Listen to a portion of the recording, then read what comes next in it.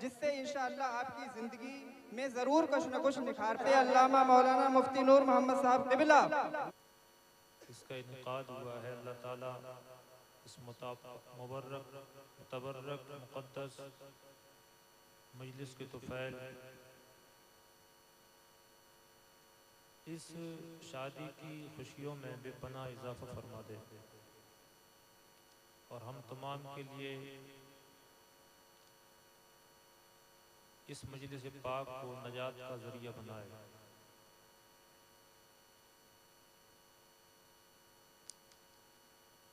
इस ज़माने में नबी आखिरुज़्ज़मा ने इस ज़माने के बारे में फरमाया, ये बात जो है ऐसा दौर आएगा कि लोग दीन की बातों से भागेंगे और गानों बजानों में रग़बत बढ़ जाएगी, बेपर्दगी आम हो जाएगी, औरतें बरहना जो हैं फिरेंगी,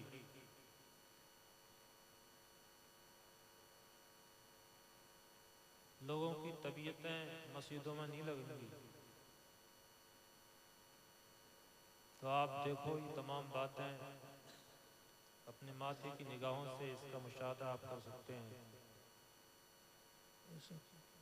बेहयाई इतनी उरूज पर पहुंच गई है कि हम लोग शर्म व हया को जो खो बैठे हैं।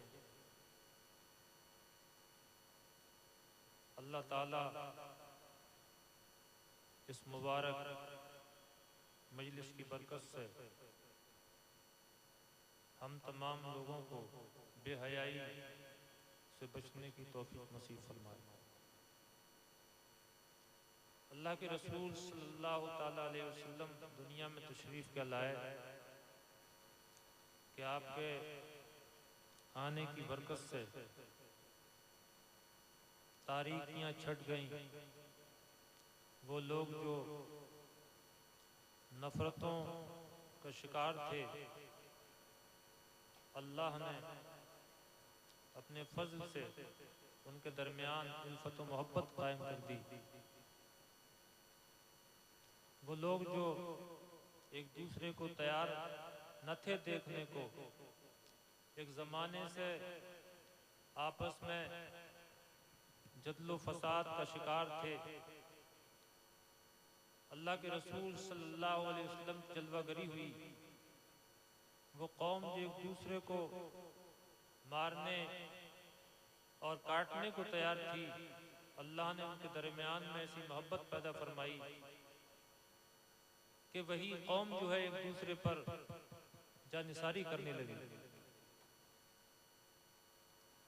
और जब सरकार दो आलम सल्लल्लाहु अलैहि वसल्लम मैदान ताइफ में पहुंचे तो आपके साथ में जो सलूक किया गया वो इतना दर्दनाक था। हजरत आयशा रज़ी अल्लाह ताला अन्हा से फरमाती हैं, या रसूलुल्लाह ज़रा इरशाद फरमाएं कि आपको सबसे ज़्यादा तकलीफ जो है कहाँ पहुंची? तो सरकार दो आलम ने फरमाया मैदान ताइफ में। तो ये सब उन्हीं के हुस्न की जलवागरी है। ये अजानों की आवाज़ें, नारे तकबीर की सदाएं, कुरान की तिलावतें और जिस तरफ भी अल्लाह अल्लाह की सदाएं हैं, अल्लाह को जानता ही कौन था। काबा मुकद्दसा में 360 जो है बुत रखे हुए थे। हर कबीले का बुत अलग, माबूद अलग, उनकी पहचान अलग, तरीका अलग, सब कुछ अलग अलग था। अल्लाह के रसूल की जलवागरी क्या हुई कि वो 360 बुत जो खाने काबा में नसब थे, जिनकी लोग परस्तिश करते थे, आज वो काबा जो है पूरी दुनिया के अंदर मुसलमानों का किबला बन गया। तो ये सब सरकार दो आलम सल्लल्लाहु अलैहि वसल्लम के आमद की और हुस्न की जो है जलवागरी है। और क्या हुस्नो है ऐ सैयदे अबरार तुम्हारा, क्या हुस्न है ऐ सैयदे अबरार तुम्हारा, अल्लाह भी है तालिबे दीदार तुम्हारा, अल्लाह भी है तालिबे दीदार तुम्हारा। और क्यों हुस्न के मुश्ताक ना हो, और क्यों दीद के मुश्ताक ना हो हजरत मूसा, और क्यों दीद के मुश्ताक न हो हजरत यूसुफ, और अल्लाह का दीदार है दीदार तुम्हारा, और अल्लाह का दीदार है दीदार तुम्हारा। तो ये सब कुछ सरकार दो आलम सल्लल्लाहु अलैहि वसल्लम के हुस्न की जलवागरी है। आप देख रहे हैं, आप बैठे हुए जो नजर आ रहे हैं, आप सुन रहे हैं, ये सब क्या है? ये सब उन्हीं के हुस्न की जलवागरी ही तो है, वरना यहाँ पर नाम लेने वाला होता ही कौन? तो अल्लाह का ये फजल है। और कुरान जो अल्लाह की मुकद्दस किताब है, आज तो आपके पास जो है वो किताब की शक्ल में घर घर मौजूद है।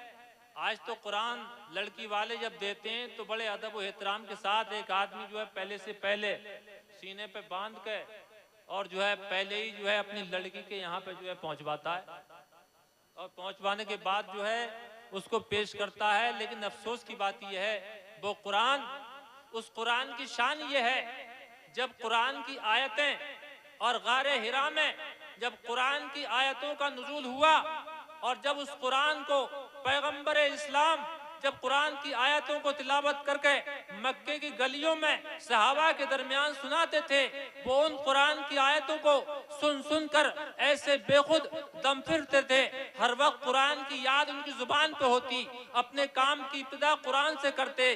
वो कुरान जो मुट्ठी भर मुसलमानों में था, वो कुरान जो मक्के की गलियों में यानी सुना जाता था, उस कुरान ने इतनी तरक्की की, इतनी तरक्की की, कल जो कुरान मक्की गलियों में मौजूद था, आज पूरी दुनिया के अंदर मुसलमानों के सीनों में मौजूद है। पूरा कुरान ही एक आयत सही, हर मुसलमान के सीने में मौजूद है। तो इसलिए मैं आपसे अर्ज करता हूं, ये कुरान जो आपको दिया गया है, ये इसलिए नहीं है कि इसको जो है ताकों में सजा कर ऊपर स्लिप पर जो रख दिया जाए, बल्कि ये कुरान जो है वो तिलावत के लिए है। बंदा जब इसको तिलावत करता है, अल्लाह ताला इसकी बरकत से जो है लोगों के दिलों को जो है वो नूरानियत अता फरमाता है। इसलिए मैं आपसे अर्ज करता हूं कि हर आदमी हो या औरत, वो अपना मशगला बनाए कि कुरान पाक की तिलावत करना अपने ऊपर लाजिम करे। रोजाना अपने कारोबार, अपने काम की इब्तिदा जो है कुरान पढ़कर करे। अगर आप सुबह को कारोबार के लिए निकलते हैं तो सबसे पहले इस काम को अंजाम दें कि नमाज पढ़ें। नमाज पढ़ने के बाद जो है कुरान से थोड़ा पढ़ें, और पढ़ने के बाद आपको बिजनेस पर जाना हो, दुकान पर जाना हो, काश्तकारी के लिए जाना हो, किसी काम पर आप जाएं तो अपने काम की इब्तिदा जो है वो कुरान से कीजिए। जिस काम की इब्तिदा कुरान से हो, तो ऐसा कैसे हो सकता है कि उस काम में जो है अल्लाह ताला जो है कामयाबी ना दे। तो कुरान पढ़ने का अपना एक मिजाज बनाएं और कुरान की जो है तिलावत करें। अगर एक पारा नहीं पढ़ सकते हैं तो आधा पारा ही सही, आधा पारा ना पढ़ सकें तो पाव पारा ही सही है। अगर आप कुछ भी अगर पढ़े लिखे भी नहीं है, ऐसा भी हो सकता है, बहुत सारे लोग ऐसे हैं बेचारे जो कुरान पढ़े ही नहीं है, तो ऐसे अफराद के लिए कम से कम जो है वो ये है कि अलहम्दुलिल्लाह कुल तो याद है, ये भी तो कुरान है। अरे नहीं है, भाई अलहम्दो कुल तो सभी के याद होता है, तो कम से कम जो है आप अलहम्दो और कुल हुवल्लाह शरीफ को पढ़िए। हदीस में है अल्लाह के रसूल ने फरमाया कि जिस किसी ने जो है 3 मरतबा कुल हुवल्लाह शरीफ की तिलावत की, अल्लाह ताला उसको जो है वो एक कुरान पढ़ने के बराबर सवाब अता फरमाता है। 3 बार कुल हुवल्लाह शरीफ का पढ़ना एक कुरान का इसमें सवाब है। अब लोग जो हैं इस चीज को जो है मामूली गुमान करते हैं और इसको नजरअंदाज करते हैं। अनपढ़ लोग तो अनपढ़ लोग हैं, पढ़े लिखे लोग जो हैं इस पर अमल नहीं कर पाते।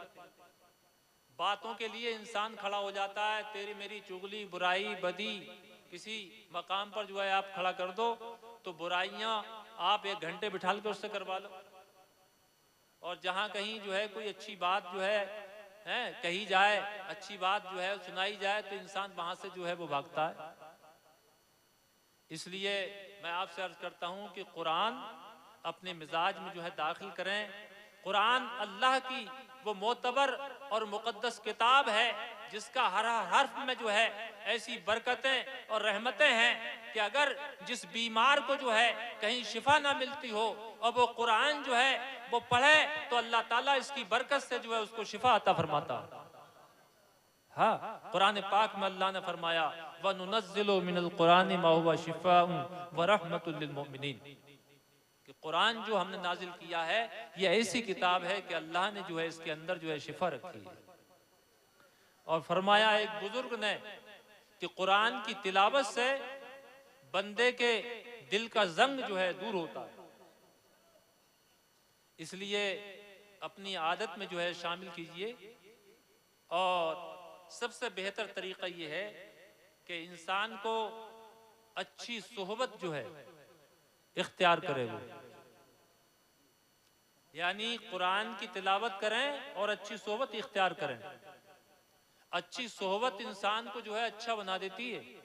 हाँ, हजरत मौलाना रूम फरमाते हैं सोहबते सालेह कुनद साले तुरा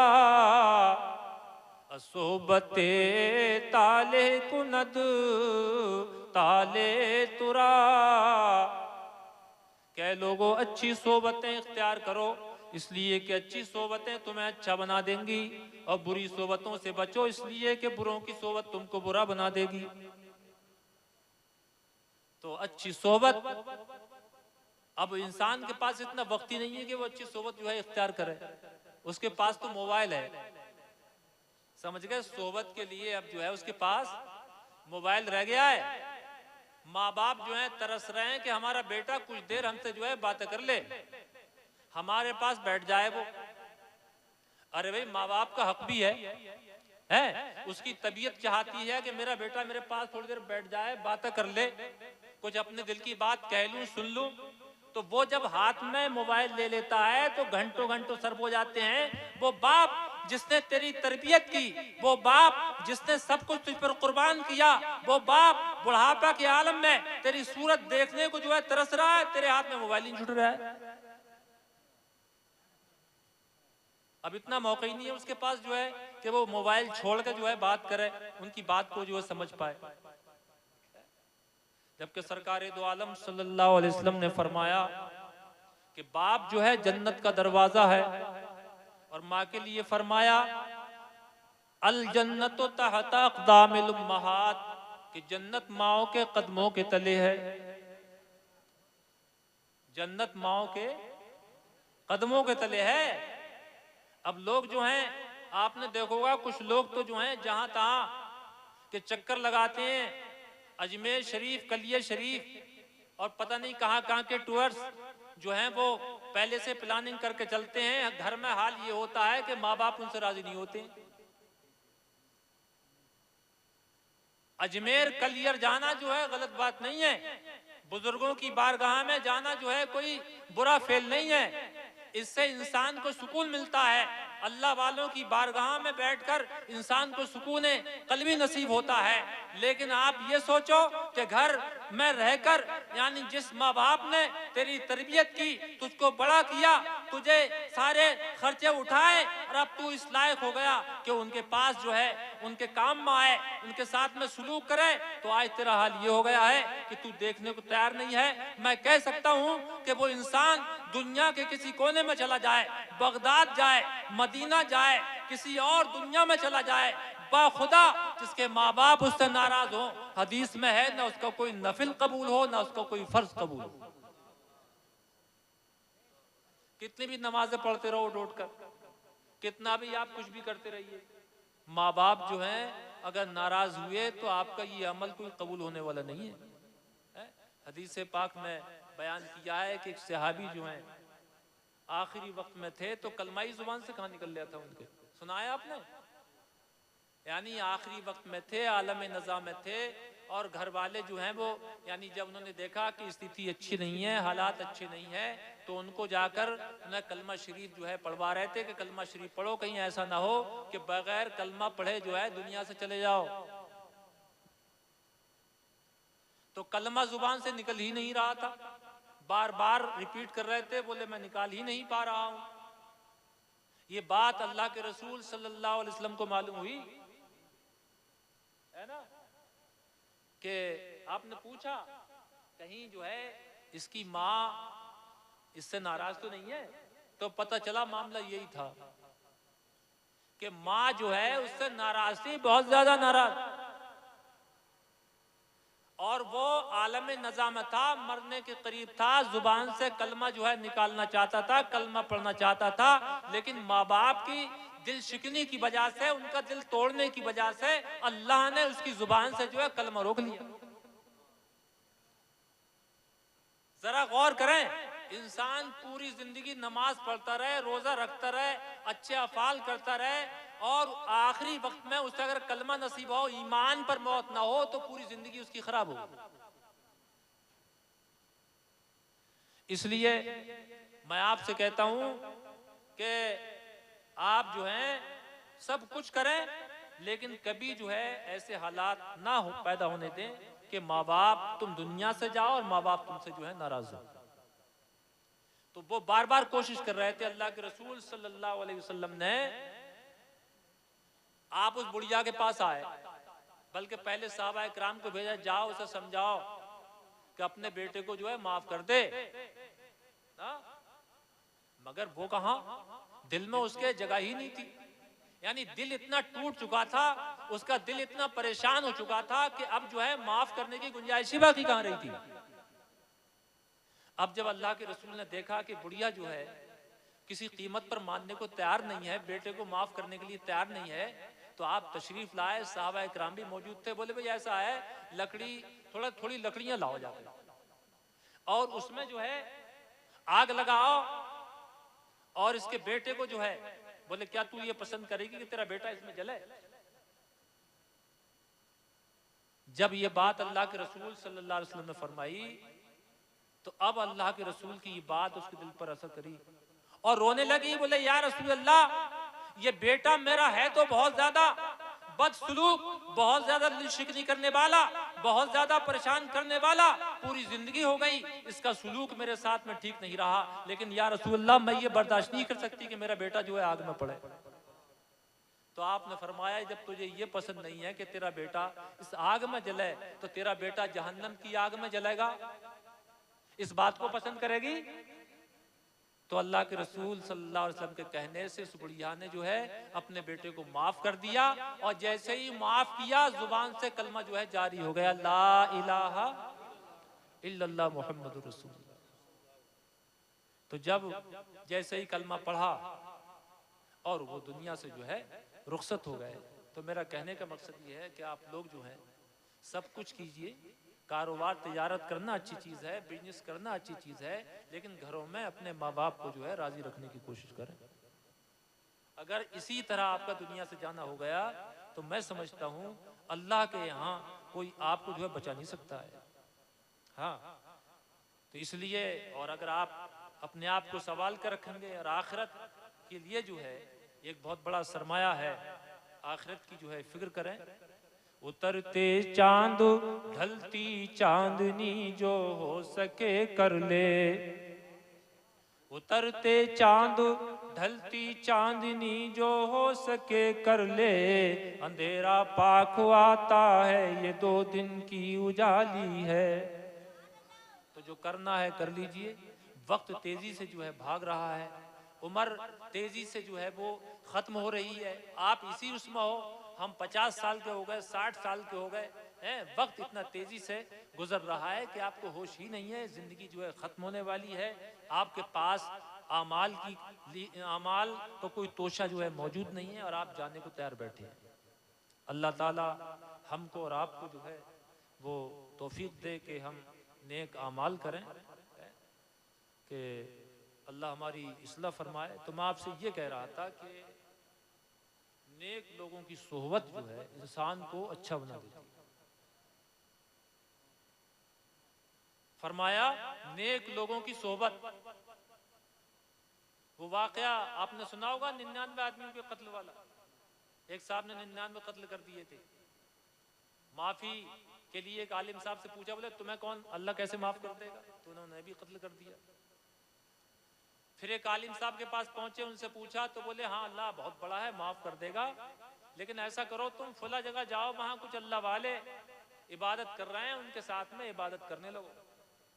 तो वो शख्स जो है 100 आदमियों का कातिल जो है वहां पहुंचा तो रास्ते में ही उसकी मौत हो गई। रास्ते ही में, जब रास्ते में मौत हो गई, वाकया मैं नहीं बयान कर रहा हूं, तो अल्लाह ने इस वजह से उसे बख्श दिया कि वो अल्लाह वालों की जानिब चल के जा रहा था। समझ रहे हैं आप? सोबत उठाना तो बहुत बड़ी बात है, फायदा तो सोबत का भी मिला ही नहीं उसे। सोबत के लिए अभी तो महज उसने इरादा किया, तो सिर्फ इरादे से अल्लाह ने उसको जो है बचा लिया और उसको बख्श दिया। इसलिए आप लोग जो हैं इस बात पर ध्यान दें कि इंसान को चाहिए कि वो अच्छी सोहबत इख्तियार करे। मौलाना फरमाते हैं सोहबते साले कुनद साले तुरा, सोहबते ताले कुनद ताले तुरा। ऐ लोगों अच्छी सोहबतें इख्तियार करो, इसलिए कि अच्छी सोहबत तुमको अच्छा बना देगी, और बुरी सोहबत से बचो, इसलिए कि तुम बुरों की सोहबत इख्तियार करोगे तो तुम भी बुरे बन जाओगे। और अच्छे लोगों की सोहबत की मिसाल, मैं अपनी बात को बहुत जल्दी खत्म कर रहा हूं, टाइम ज्यादा हो रहा है। कभी आपका इत्तिफाक जो है वो कश्ती से सफर करने का हुआ होगा। कश्ती में जब सफर करता है इंसान, जिस कश्ती में, तो उसमें और कुछ ज्यादा लंबा मटेरियल नहीं होता है। क्या होता है भाई? कील पत्तियां होती हैं, पटले होते हैं, यही तो होता है। अगर कोई इंसान जो है उन पटलों को अगर दरिया में फेंक दे तो वो पटला जो है तैरने लगेगा या बैठ जाएगा? लकड़ी की आदत ये होती है, कितनी भारी हो लट्ठा डाल दें आप, बैठता नहीं है बल्कि तैरने लगता है। समझ में नहीं आई बात आपके? लकड़ी जो है बैठती नहीं है बल्कि तैरती है। और अगर कील का आप छोटा सा टुकड़ा अगर पानी में डालिए तो वो जो है वो फौरन बैठ जाता है। बैठता नहीं, बैठता है, फौरन बैठ जाएगा। तो पटला अगर तन्हा डालें तो तैरने लगता है, कील पत्ती को तन्हा डालेंगे तो बैठ जाएगी। और कील पत्तियों को आपने जो है अगर पटले में जड़ दिया तो जब पटला मंजिले मकसूद को पहुंचाएगा तो कील पत्तियां भी साथ में। अरे बोलिए हाँ।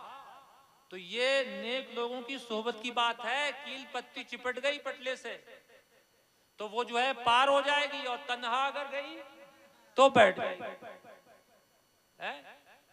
तो इसलिए ये नेक लोगों की सोहबत की मिसाल है। जब अल्लाह वाले का की मंजिल जो है पार होगी और हम गुनाहगार उनके दामन से वाबस्ता होंगे तो अल्लाह ताला हमको भी मंजिल मकसूद तक जो है पहुंचा दे। तो ये बात जो है जहन में रखें कि अच्छे लोगों की सोहबत इख्तियार करें, कुरान पाक की जो है तिलावत करें, माँ बाप का अदब व एहतराम करें, घर में कुरान जो है पढ़ते रहें और गुनाहों से जो है बचते रहें। किसी की झूठ गीबत चुगली जो है ना करें। जिस तरह के अमल करना जरूरी होता है इसी तरह उन आमाल को बचाना भी जरूरी होता है। गीबत से इंसान के गुनाह तो होता ही है और जो नेकियां वो करता है वो नेकियां उसको दे दी जाती हैं जिसकी वो गीबत या चुगली करता है। अभी आप नमाज पढ़ कर आए और आपने किसी की बुराई कर दी तो आप तो ये समझ रहे हो साहब नमाज पढ़ कर आए, रोजा रखा है, हमने बड़े अच्छे काम किए, खैरात करी है, लेकिन अब जो कुछ आप करके आए थे वो अब आपके पास नहीं है। अब वो उसके पास है जिसकी आपने गीबत की, जिसकी बुराई की। तो इधर नमाज पढ़ रहे हो, हदीस में अल्लाह के रसूल सल्लल्लाहु अलैहि वसल्लम ने सहाबा से फरमाया, सहाबा जानते हो कि मुफलिस कौन होता है? फरमाया या रसूल अल्लाह मुफलिस वो होता है जिसके पास पैसा ना हो, दीनार और दिरहम ना हो, वो होता है मुफलिस।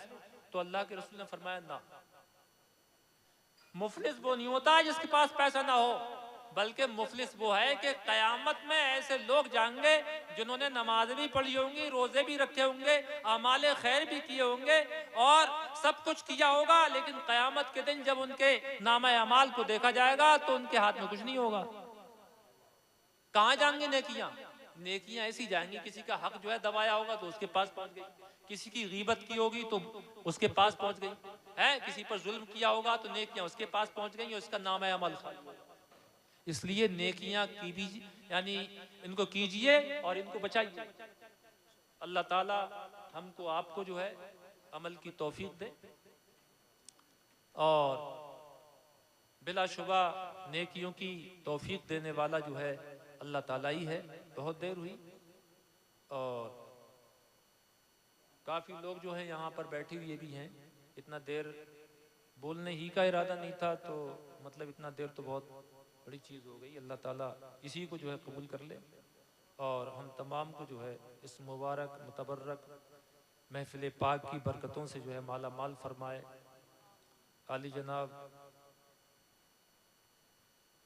मतलूब हुसैन मसरूर, उनकी ये शादी की खुशी का जो है दिन है और उन्हीं के मुताल्लिक़ इस मजलिस को सजाएगा। अल्लाह ताला उनको तमाम आफात बलियात से हिफाजत फरमाए, अहले खाना की गैब से हिफाजत फरमाए। अस्सलामु अलैकुम वरहमतुल्लाहि वबरकातुहू। अल्लाह ने कुरान पाक में फरमाया